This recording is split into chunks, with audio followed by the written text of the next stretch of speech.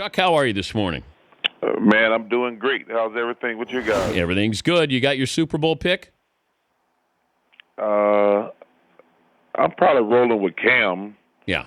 To be realistically, part of the Auburn family. So I'm rolling with Cam. To be honest with you.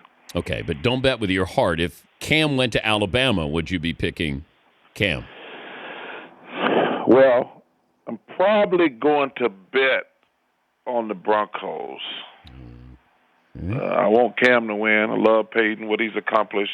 I want Cam to win, but if it stay where it's at 4.5 to 5, I might go roll with Denver because this might be destiny. I don't believe in destiny in sports, but that defense can carry them one more game. That'd be amazing. We were talking about the art of retirement, that if you're Peyton Manning, if you play well, you're more likely to come back. If you win, are you more likely to come back? That. What is it? No, it doesn't work like that. Like when you're a great player, you want to have one more good year so you can because you probably should have retired as a player, not just this 1 year. You probably had a couple bad years in a row. So in your mind, you're like, I'm going to try to have one great year, then retire on top. That's what actually happened. But you very seldom can have another good year. There's a reason you having those bad years. Your body just can't do it anymore. But you try to psych yourself into, like, I want to leave on my own terms. But nobody leaves on their own terms. So that's the thing. And Peyton's, he got a chance to win the Super Bowl in his last game. So it could work out perfectly, but it's just time. I'm surprised at the fallout with how people view the Carolina Panthers, Cam Newton, how much fun they have. Even if they're giving footballs to little kids here. Why is it that people have a hard time processing the Panthers and Cam Newton? Well, I hate bringing up the race card because there's more important race stuff. Like, the race does have something to do with it, number one. But I think that, they rub it in pretty good, in fairness. But there is a racial component, but I hate talking about that because we as black people, we got way more important things where race is a factor than something silly like sports. So I think, man, let me tell you something. As much as I love Cam Newton, if I played against Cam Newton, I'd put a hit on him, no question. Because, man, they rub it in pretty good. It's fun to watch, I guess, as a fan, if you like Carolina, and I love sports. They're having so much fun. But it wouldn't be a lot of fun to play against. Because if you're dabbing and Supermaning and you're kicking my butt, hey, I'm going to get the players together. I said, the first guy can hit that guy and take him out. We got to get rid of him because they rub it in pretty good. And that has something to do with it also. But there is a racial component, to be honest with you, Dan. And I hate that because we as black people got way more important crap to worry about than stuff like that. But do you think... and ESPN's already started their crap about black versus white, good versus evil. And I know a lot of those fools over there got radio talk shows, but you can still see they're framing this narrative.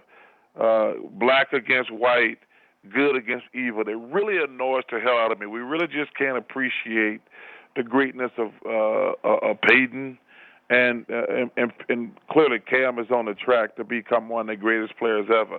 But I just hate, you can already see him framing the narrative, black versus white, good versus evil. And that's the problem. You have 2 weeks in between games because they're both great players. They're both good guys.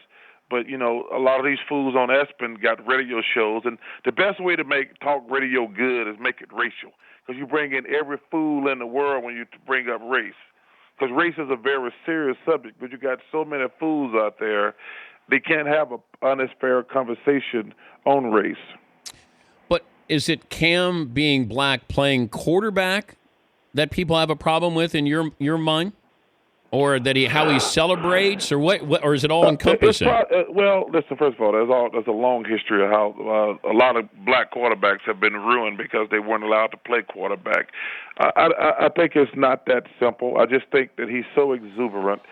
Even the stuff you go back to Auburn, there's some of that there too, which as I always said. if we gave Cam Newton $200,000 to come to Auburn, boy, that was a good investment. I wish my financial people had good investments like that. You know, but like I say, I think there's some resentment there. I mean, go back to the thing with the Alabama tree pause. There's always some resentment there. But like I say, I think he's just great, and some people resent their exuberance. Talking to Charles Barkley, NBA on TNT, joining us, Dan Patrick Show. By the way, speaking of getting paid when you go to college, I saw where Shaq said he was well paid at LSU. Well, he said he was joking. Oh, he was. He was joking. Well, I don't know that. But if he got some money, as I've told you, if they gave him a little chump change, I have no problem with that. We need to get these kids, first of all, I think sometimes we don't value education. I think, number one, us getting a free education, that's not bad. That's really important. That's significant. You know how many people walk in this country who are in debt for life because they can't afford an education? Yeah. But we should still get these kids some more money. I'm not talking about giving them hundreds of thousands of dollars, but they should always walk around some type of stipend. Because if you go over look, I mean, I saw the SEC network made like $500 million. Yeah. I mean, that's a lot of money for these kids who less than 1% going to go on and play pro sports. They should get some type of stipend. But like I say, I get mad when people say they're playing for free. They're not playing for free. They're getting a free education. But should we give them more stuff? Of course we should. But I hear all these fools talking about these guys out here, we're using them to make money. Well, first of all, 99.9% of these guys, they getting a free education. They're never going to step foot in the NFL. So they are getting something. But should we give them more? Yes. Can we take a break and bring you back? I want to talk to you about Blake Griffin. Sure. All right. We'll continue with Charles Barkley next on the Dan Patrick Show.